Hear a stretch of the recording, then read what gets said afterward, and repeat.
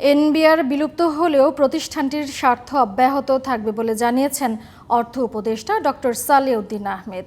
মঙ্গলবার সরকারি ক্রয় সংক্রান্ত উপদেষ্টা পরিষদ কমিটির বৈঠক শেষে সাংবাদিকদের তিনি বলেন, এর ফলে রাজস্ব আদায়ে কোনো প্রভাব পড়বে না।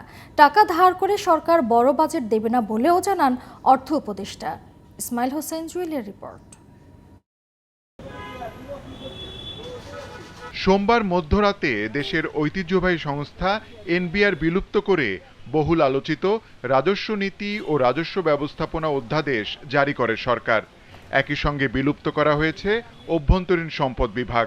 আইএমএফের শর্ত মানতে আয়কর ও কাস্টমস ক্যাডার কর্মকর্তাদের প্রতিবাদের মধ্যেই এই প্রজ্ঞাপন জারি করা হয়। মঙ্গলবার সচিবালয়ে সরকারি ক্রয় সংক্রান্ত উপদেষ্টা পরিষদ কমিটির বৈঠক শেষে সাংবাদিকদের সাথে আলাপকালে অর্থ উপদেষ্টা কথা বলেন এনবিআর বিলুপ্ত ইস্যুতে। জানান, সার্বিক বিষয় চিন্তা করেই সিদ্ধান্ত নিয়েছে সরকার। না, রাজস্ব আদায়ে কোনো প্রভাব না।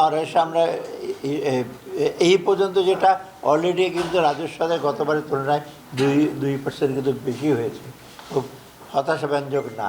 আমি আরও এক্সপেক্ট করছি অ্যাটলিস্ট গতবারের চেয়ে কম তো হবে না, যে বলে 2%।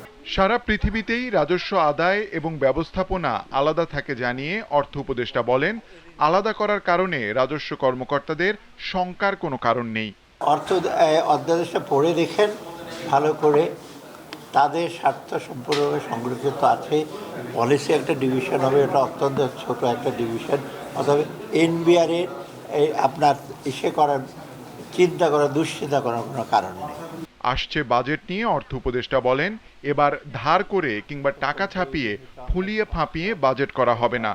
বাজেটের আকার ছোট না বড় হবে তা জানানো হবে কদিন পরে।